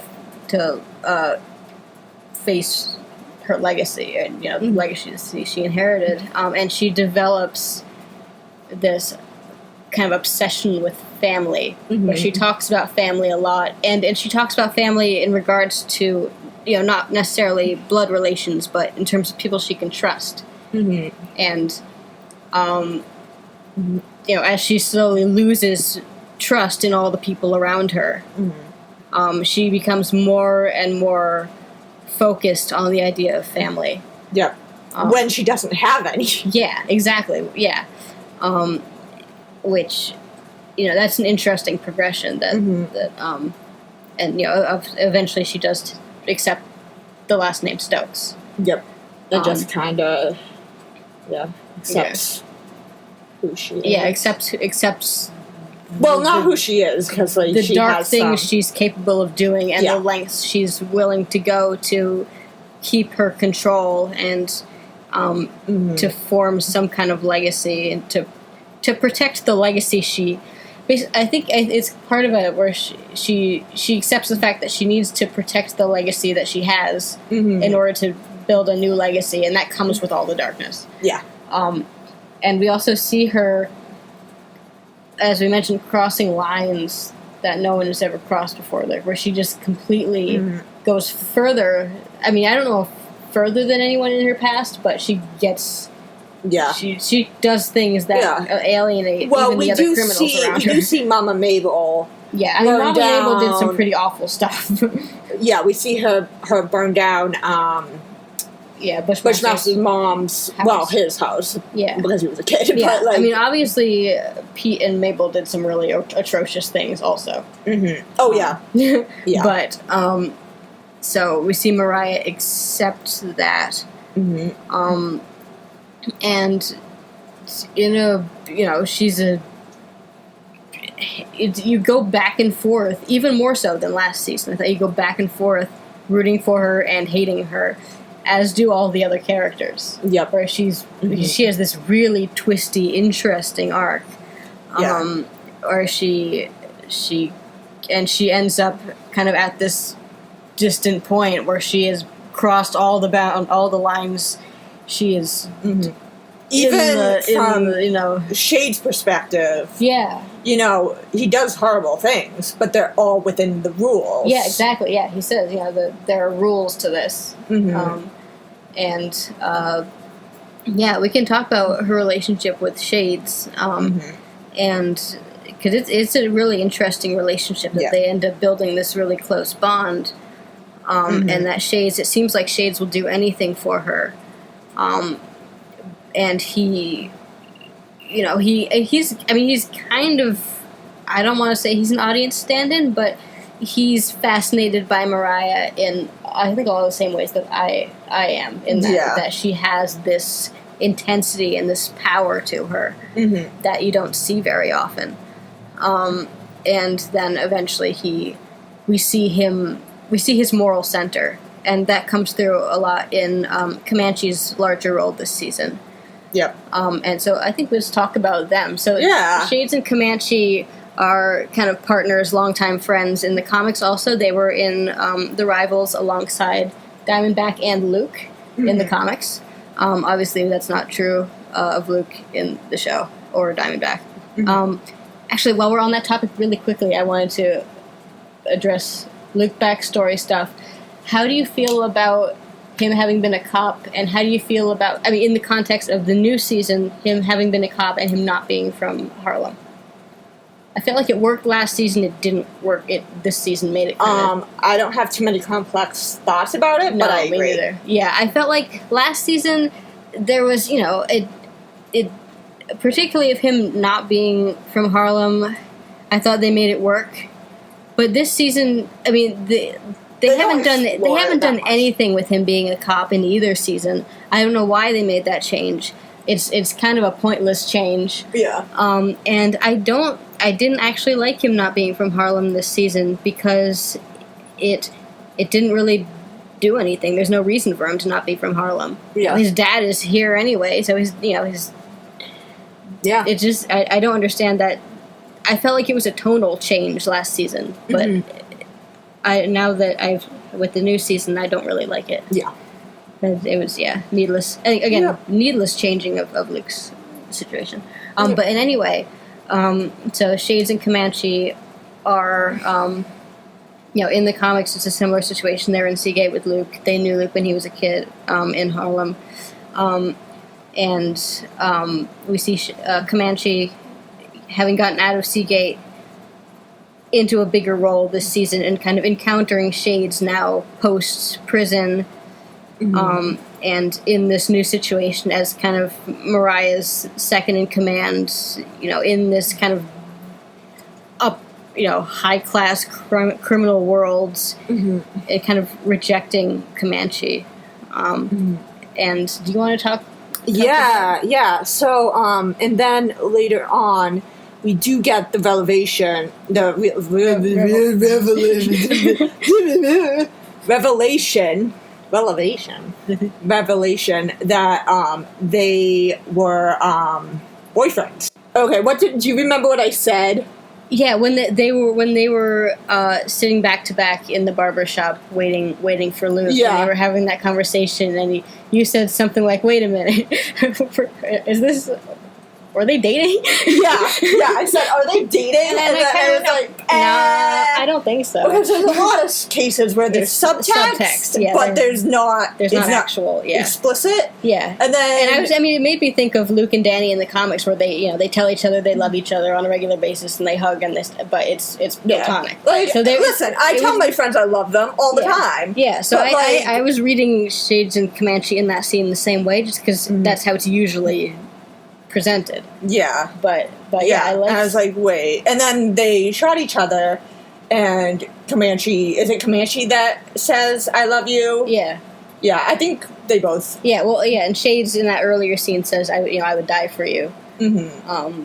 So. Yeah. Yeah. So, and then Mariah makes that comment. Yeah, and at first we were saying, okay, no, this might just be subtext. We might be reading into something that's meant to them actually giving us same-sex romantic relationships. Yeah, I'm not used to I'm used to reading into guy love, heterosexual romance. Yeah. I hate the term. I don't like the term romance. No, it's friendship. That's there is a word for that. It's called friendship. It's called friendship. Nah. Yeah, so the fact Mariah confirms. Yeah, she said, I know who my boyfriends have been with. Yeah, something like that. Yeah, it's pretty clear. Yeah, it's pretty clear that they, in fact, were in a long-term, romantic relationship. Yeah, and to me, that's just like so subversive. I can't really articulate why their relationship is so subversive to me. Well, I think in a really good way. It's unusual because I think we're not used to seeing, antagonists, criminals, kind of people in that role, presented as. I'm assuming Shades is bisexual. We don't know about Comanche, but he might have just been playing same-sex relationship. Yeah, he might have been. Playing her or manipulating. We don't know. Yeah, but yeah, and just I think there's also an element of like them seeming like manly men. Yeah, exactly. And we're not used to like. I think in media we're not used to. Anticipating we're used to seeing same-sex couples presented a very specific way, kind of a stereotypical way. Yeah, and that would have fit with if we had seen them as different sex. We would have been like, they're together. Yeah, but if it was a man or a woman, since they were two dudes, it was like no, but like I'm not very expressing this very well, but it was surprising and it was really nice. I thought it added. I mean, it added a lot of depth. Yeah, even without that, their relationship was really interesting, but that made it even more interesting, adding that element. Mm-hmm. And I think I also wonder how much both of them hide. Yeah. Because I mean, they were together in public, and they were saying like. Some pretty lovey-dovey stuff to each other in public. Yeah. But I just wonder how, they seem to be, like, totally on board with it, both of them. Yeah. But I'm just wondering, like, how much is public, how much is private, we see so little. It's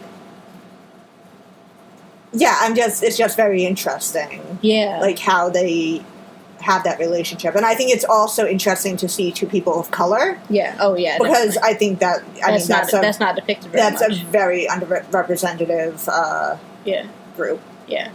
Mm-hmm. So for sure, yeah. So that was really interesting, and of course, the Shades' big turning point in the show is when. I mean, another big theme in the show is betrayal, because there are a lot of people, quote unquote, snitching. And when he, code of the streets is forced or feels compelled to kill Comanche, and that kind of comes up against the fact that this was someone he loved and that he didn't want to do that, but it was something that he felt he needed to do. And then after that, his whole attitude kind of changes and he starts to break down and question everything he does. Yeah. And question everything he's involved with and what Mariah's doing. Yeah, so that was a really that was a really interesting arc. I liked that. Yeah, absolutely. Mm-hmm. Absolutely. I'm trying to think of what more of it. I was just very excited about that character development and very surprised in a very positive way. Yeah. It was very cool. Yeah. You want to talk about Misty? Yeah, let's talk about Misty. Yay! I love Misty. So Misty finally lost her arm. Yay! I feel bad, but also not really. What did Simone Missick say? It was something I've never had someone want me to lose an appendage more. But yes. So Misty lost her arm, and we have the fallout. I wrote a bunch of posts, not a bunch of posts, but I did write a bunch of posts on this blog and on my Iron Fist blog, Book of the Iron Fist at tumblr.com. Follow it or don't. No pressure. It's fun stuff. But in any case, about Misty's progression, because in the comics, when we meet Misty, she has already had, she lost her arm a few years earlier. She has not been a cop for a while. She's she is still working through that experience because that's it's a life-changing experience. You don't get over that quickly. But we see her at this point in the future, whereas in the show, we watch it as it happens. We see her as a cop.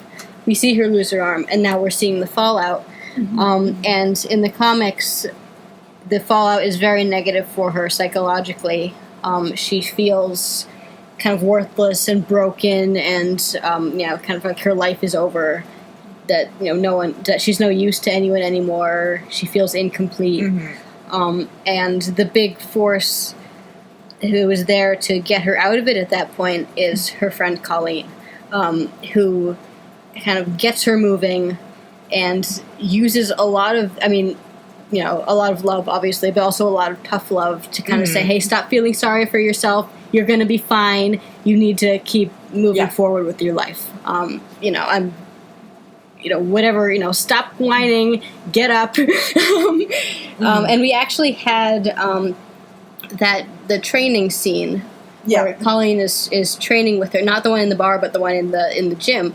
It's essentially a recreation of a scene from Deadly Hands of Kung Fu Volume 1, number 33.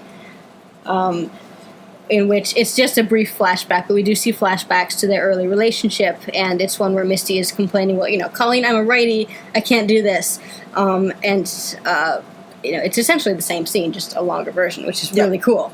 And so in the show, her attitude is not quite the same, but she is clearly very rattled, very upset.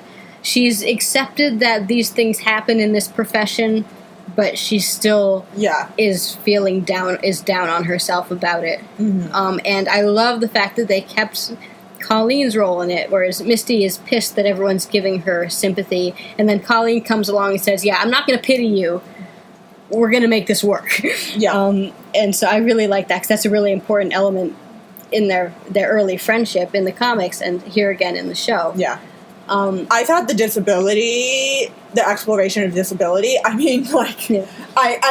this is something I'm very, interested as a disabled person and as just a person. It's disability rights and studies and, literature is really very interesting to me.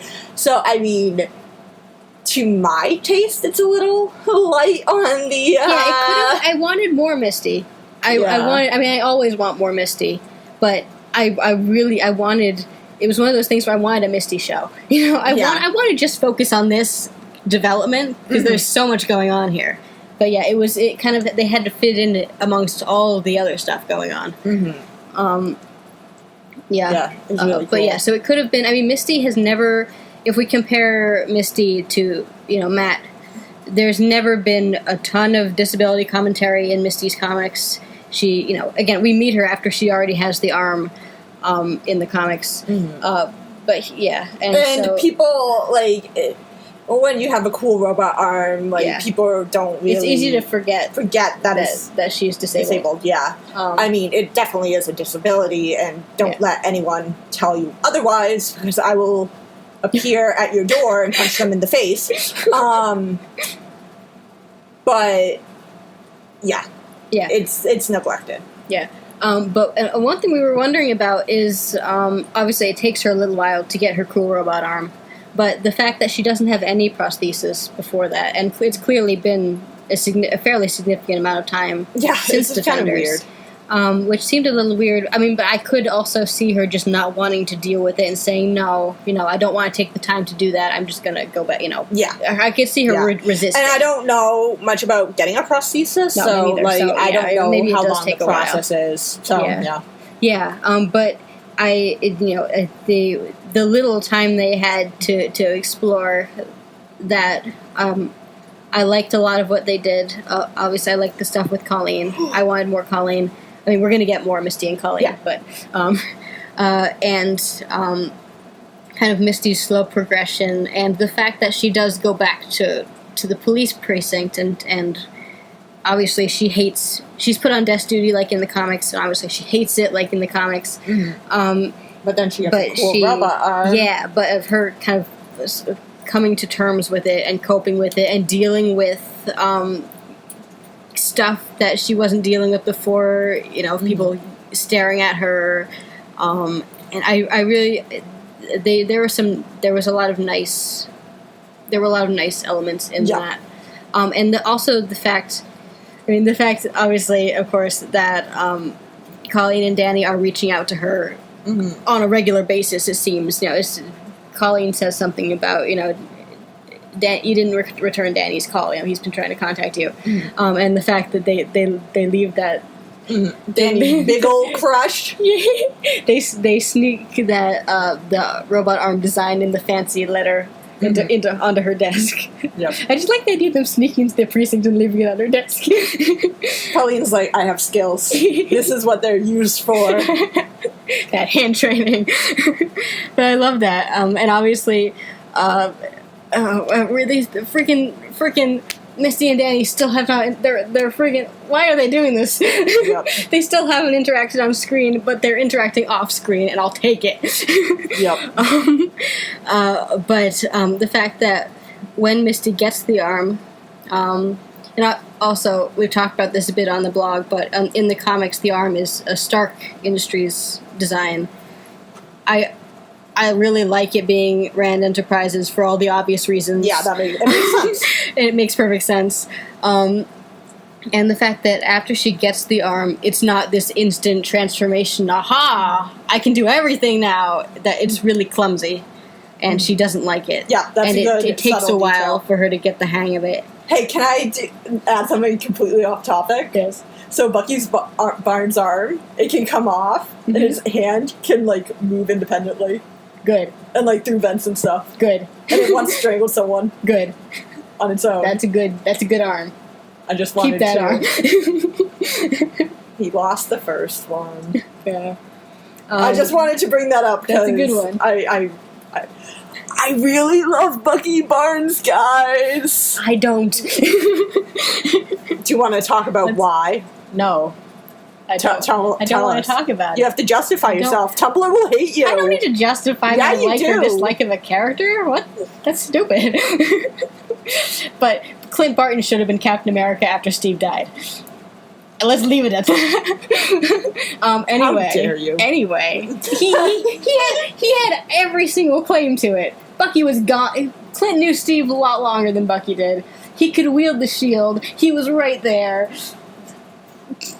Anyway. He's also a loser, so... How dare you? How dare you? Emma, is he not a loser? No, he's not a loser. He's one of the most badass people around. Fight me. Okay, anyway, back to our MVP Misty. So I really like that the arm was clumsy at first, and I love the design of the arm. I mean, obviously they released that. That's very cool. A long time ago, so we've had a lot of time to ogle it, and I loved ogle it. Ogle it? You mean? Ogle it. No, it's ogle. It's not ogle. It's ogle. It's ogle. It's ogle. OGLE. Ogle. You hear that? That is pronounced ogle. It's spelled OGLE. Yes. Ogle. That's what I said. That is what came out of my mouth. Ogle. I'm right. So I really liked the fact that the arm wasn't just this sudden magical revelation. That it was still really awkward at first. And I loved the design of it. It looks very different than the comics. In the comics, it's clearly metal, whereas here, which looked futuristic in the 70s, but it looks, making it look kind of like plastic and carbons, carbon fibers, and it looks futuristic for us now in 2018. And it also, there are enough kind of practical looking details. I particularly like the part where it connects. Ha! What? Related to the Dutch ogen, to look at from oog, eye. Related. Oglin, the known meaning an amorous glad.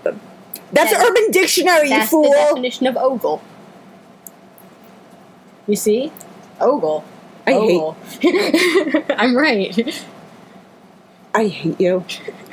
Thank you. But yeah, I particularly like the part where the robot arm connects to what remains of her biological arm. Yep. There's just nice details that make it look like a real thing that someone could actually have. I kind of wanted to see more of her actually using it. I mean, obviously not at first, because I liked that period of her being clumsy. Adjustment. Yeah, but we had that great bit where she's in the police precinct in the interrogation area, and she punches the window, and it makes that big dent. But then we didn't really get much follow up on that. I mean, she does hit people with it, but I wanted her to, rip open doors and stuff. But we didn't get to see much of it actually being. We did see that it did have some level of super strength. We did, but she didn't. I didn't. It wasn't. They could have done more with it.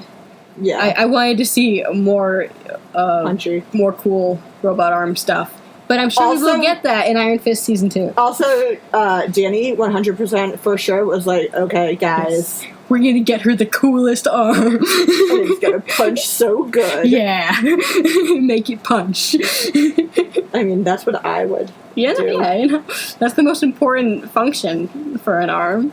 When you have to oogle it. Sure. But yes, I really like that. And we have Misty kind of remaining as a cop. I mean, she quits and she comes back, and she quits and she comes back.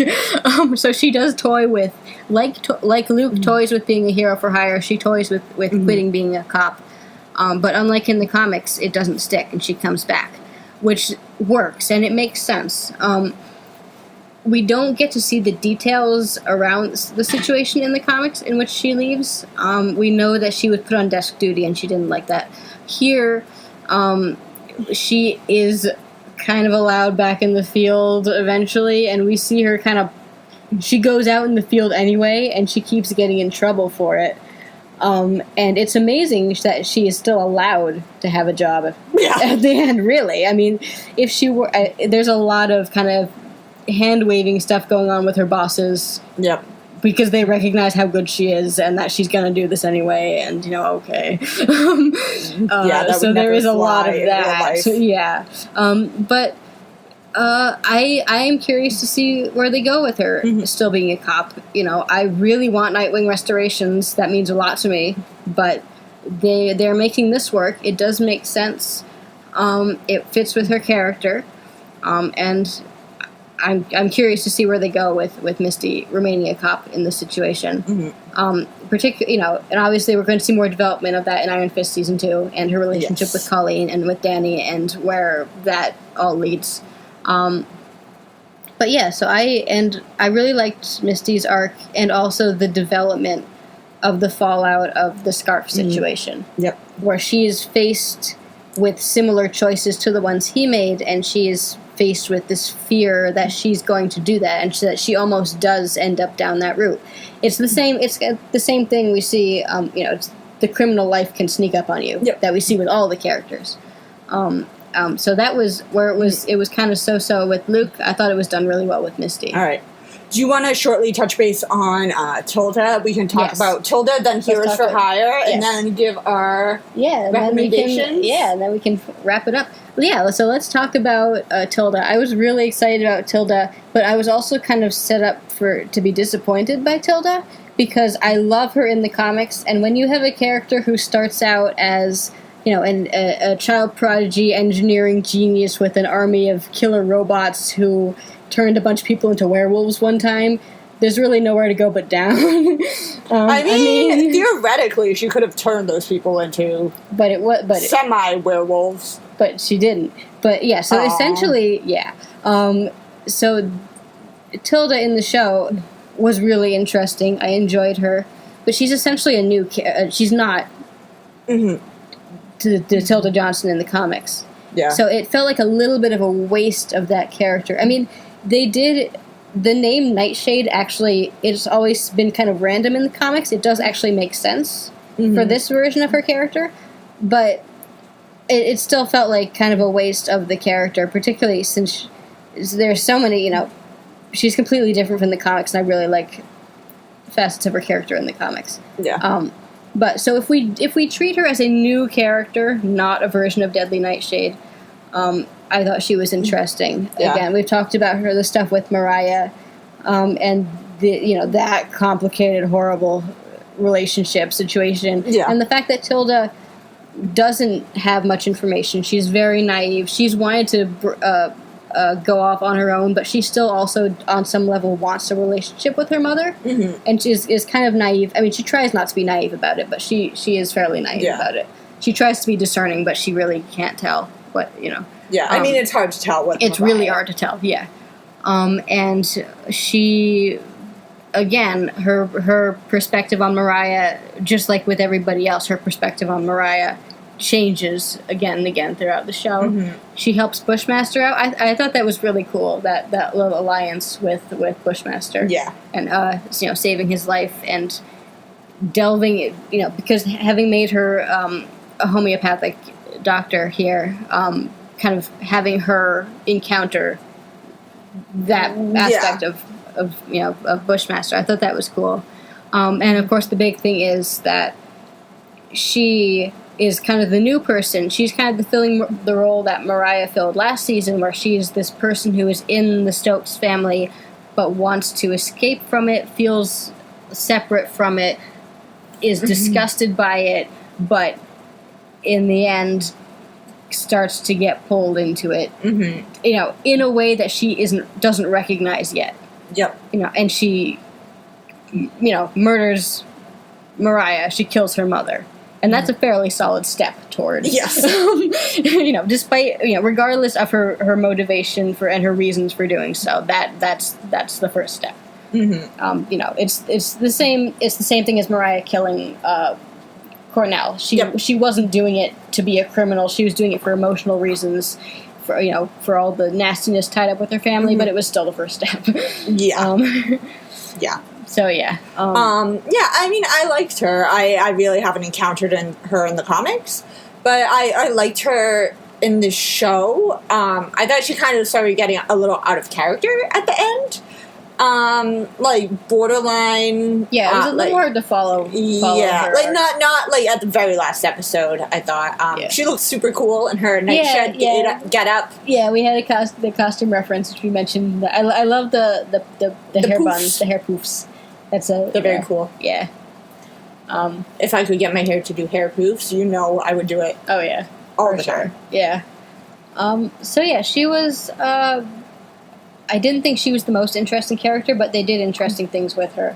Mm-hmm. And I'm interested to see where she goes from here. I would like to see her just being more maniacal. I want murder bots. We're not going to get murder bots, but I still kind of want murder bots. I mean, somehow. Who doesn't? But yeah. Yeah, and Heroes for Hire. So let's talk about episode 10. That was an episode. That was. Oh. We need to talk about episode 10. We haven't talked about episode 10. It was too short. We were talking about that it makes perfect sense to not have Danny be in most of the show to prevent him from taking over. It's Luke's show. But it did feel weird to have him show up just in this one episode and then just disappear. I love everything. I love the fact that in the Defenders we saw them meet. We saw their initial tentative building of their friendship. I love the fact that we have jumped forward into the future. Mm-hmm. They've clearly been hanging out extensively in the time since. Mm-hmm. They've got a handshake. They hugged. We can't do the handshake. We're working on it. It's like just a bro. It's not a particularly fancy, but it's like a bro hug. And they have been rehearsing. They have rehearsed fight moves that they do together. Mm-hmm. They did the fistball special. I can't believe they did the fistball special. That was that was the dream. And they're much more relaxed around each other. They've clearly been hanging out a lot. So we've well, as much as I would love to see every second of their developing relationship, I'm completely okay with. I also just want them to be friends. So I'm completely okay with skipping some of the development. Yep. Going right into the the friendship, because that's what we all want. Yes. Oh man, what did they say? It was wow. I do think that Heroes for Hire, we are not going to get Luke as a hero for hire. I don't know. No, they made that pretty clear. Yeah, but his one attempt ended pretty disastrously. Yeah. And it is interesting to me that Luke, not in that episode, I can't remember which episode it is, but Luke says it's something like, I can't profit off the misery of others, which is almost word for word exactly what Danny says in Iron Fist season 1, talking about Rand Enterprises, but it's clearly a reference. Yeah. So I could see if they get together as a team, which they should. Really? It probably wouldn't be for hire. I think Luke has more of a motivation to be for hire than Danny does. I mean, I love Danny's motivation in the comics, which is, obviously beyond wanting to hang out with Luke and needing something to do and a way to fight. But it's also, he has no concept of money, and he wants to kind of earn a living the quote unquote normal way. Yeah. So that's his motivation for accepting being for hire in the comics. In the show, I feel like that's not as much of a thing. And I loved, because this is comics, Danny, I loved him talking about the little references to money, or saying, I don't use the money, I don't care about the money, I'm not particularly interested in having the money, I'm not involved in the day-to-day operation of Rand Enterprises, which is the same as the comics. Yeah. Which is good, because he shouldn't be. And he didn't, in Iron Fist, he didn't fight for control of the company to have the company. He fought for control of the company because he was having his identity stripped away from him, and that was one solid way of getting some aspect back that he could actually achieve. So I really liked that, and he says, I wish you would stop talking about me in relation to this money that I just happen to end up with. That's not me. And I also liked Luke's comment that, money is power, which is true. And so that was, I really liked that. Lots of, comics Danny stuff. Also, there's a reference to Immortal Iron Fist. And Danny buying the building. Yeah, I do love that Danny just, the best way to prevent the villains from getting this building is I'll just buy it. And also, in Immortal Iron Fist, he talks about he can't fly. I can't fly, so I have real estate. He says because he just goes through the building. It's an easy way to get around the city, as a superhero. That just, I own these buildings. I can just go. Yeah. Do you think he has a map of what buildings he owns? Yeah. So he's okay. Yeah. I gotta get that one, and then I'll have a straight shot that way. Yeah. He makes a compass for himself. Yeah. And oh man, just their banter. We talked about the slow motion walking down the street. We had a Luke and Danny slow motion walk down the street. Relatable. We had, of course, DW. Power Man and Iron Fist. That's a great, let's put that on a t-shirt. It's on a poster. Yay! Above my bed, I have a poster of Power Man and Iron Fist. The cover of the first issue of Power Man and Iron Fist Volume 3. It's so good. Good issue. Good run. Good run. Good cover. Anyway, Sanford Green is really nice. Yes. And the best pun I've heard in a while, which is DW commenting that Danny understands the importance of a brand. That's so good. I hope that was intentional, because it's so good. Do you get it? Because of the brand. Oh man. And Danny's like, yeah. And also, Luke mentions that he comments that Danny has changed.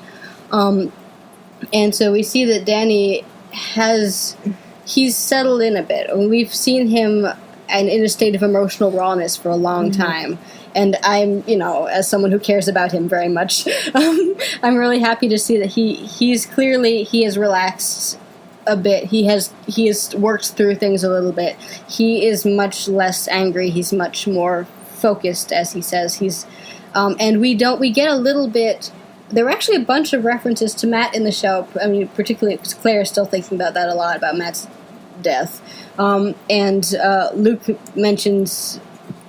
Luke and Danny mention the Matt situation in regards to protecting the city. And we don't know exactly what form that is taking for Danny, but he is clearly superheroing in some form inspired by Matt, which was implied in The Defenders, and that's applied again here. So it'll be really interesting to see what form that actually takes in the next season of Iron Fist. All right. It was just all good. All right. I think you mentioned that it's a backdoor pilot. Yeah. It's definitely a backdoor pilot. It was a little hint of everything, here's the love, here's, a cool shot of them sparring, here's a cool fight, here's, the banter, here's, look how good they look together. Okay, but also, Danny just going and punching. I love the sparring scene. I have never related to anything more in my entire life. Yeah. Because Luke, fight me, Luke. Come on, Luke. we have said we are Luke and Danny. Yeah. And we literally do that. Yeah, we just sparred a few minutes ago. We just punch each while other watching too. episode 10. So yeah, that was great. Just pick fights with and each again, other. we have that Danny being fast, Luke being strong. That in the sparring, we got a little more. Yeah, another look at that.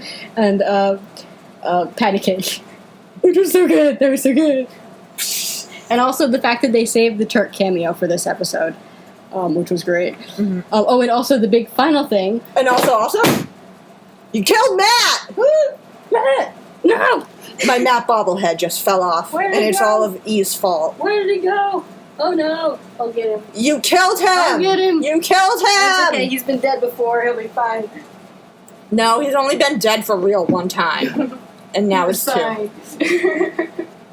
It's all good. Yeah, he's fine. You killed him! She killed him! Good.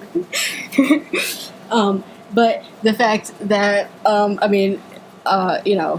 in the middle of all the funny banter, where Danny says, I gotta take you to Kunlun, which implies, several things. Obviously, Luke does go to Kunlun multiple times in the comics, and it's great.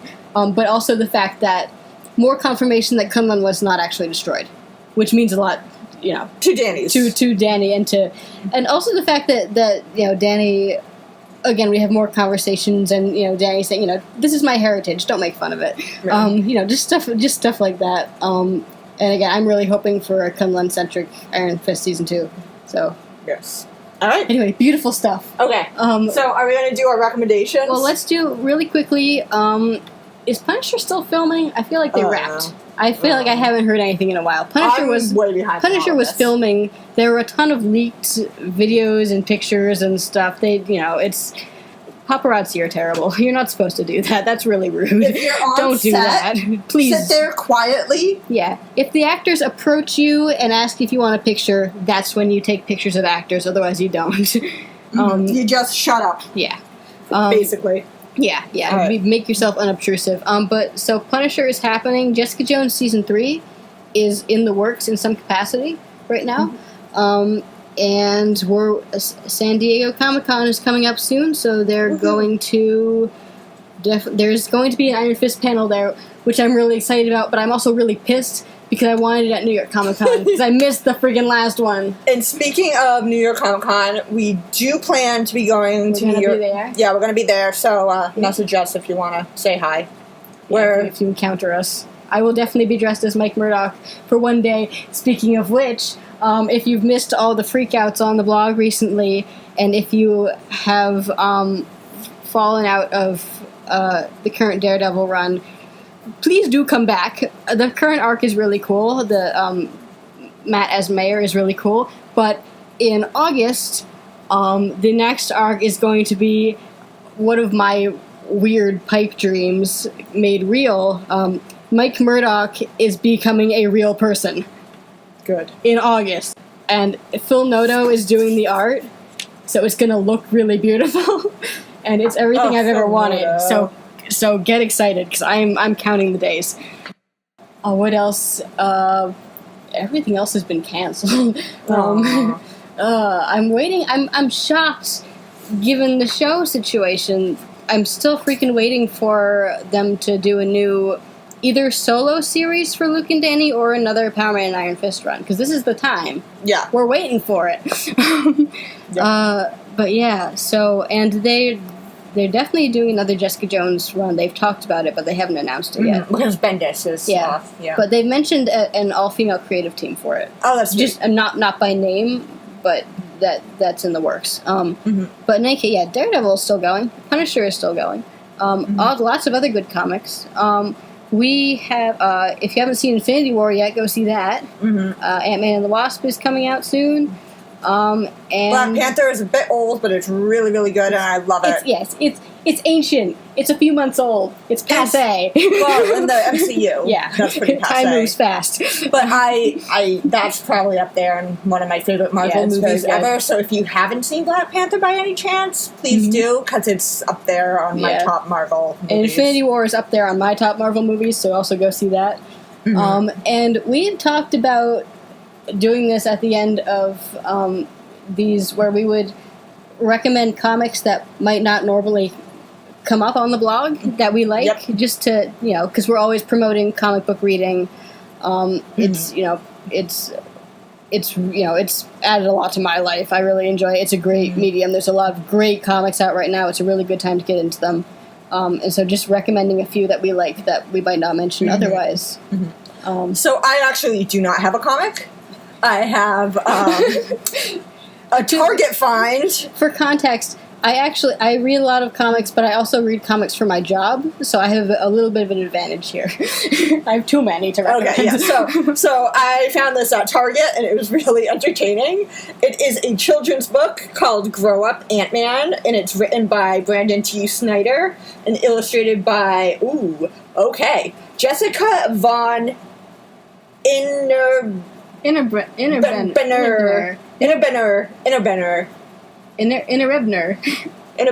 Okay. I tried. Ogle. That counts. So it's a cute little children's book. It's really easy. I would say it's like from ages 5 to 7, maybe. I'd say it's younger than that. It's younger than that? It doesn't have very many words. I'd say three and up. Okay, well, you're in the children's lit major. Yeah. So, but it's for all ages, really.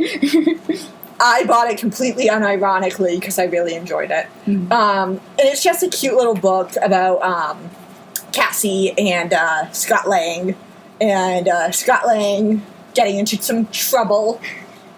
And the illustrations are really cute. Cassie especially is adorable. She has like different socks, which is something as a grown-ass adult, don't have. I do not have a pair of matching socks.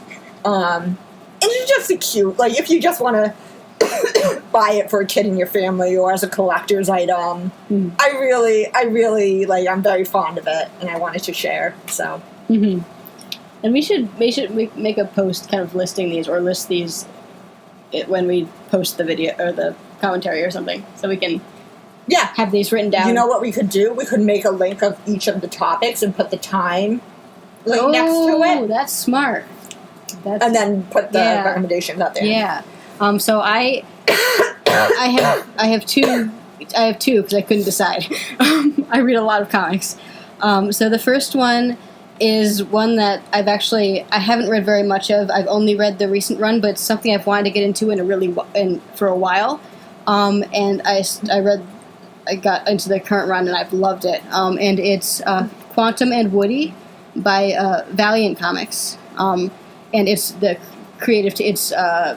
the current creative team is Kibble Smith and Kano and a few other people. It varies, but it's really good. It's kind of a humorous buddy superhero, so it's kind of relevant here. We're talking if you like Power Man and Iron Fist, read Quantum and Woody.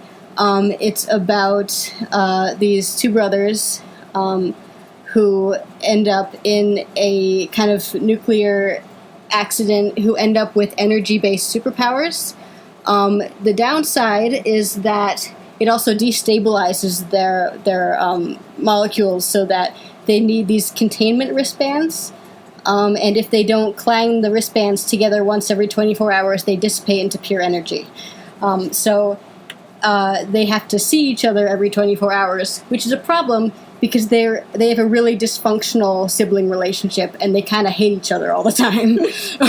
So it's this really funny, kind of family-centered comic about, this kind of wacky, dysfunctional superhero team. Quantum is a giant nerd, so he has a code name and a costume, and Woody is not a nerd, so he doesn't.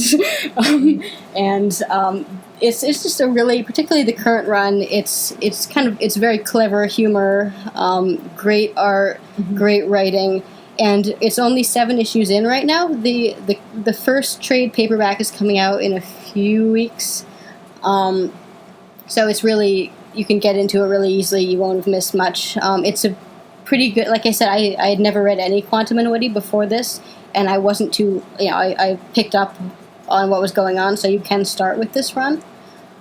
So I highly recommend that. That's my first one. My second one is a bit more specific.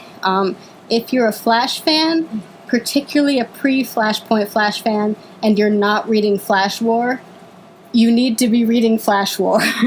I am a big pre-Flashpoint, Flash Volume 2 Flash fan. I'm a big Flash fan in general, but I love that continuity. I was devastated when we lost that continuity.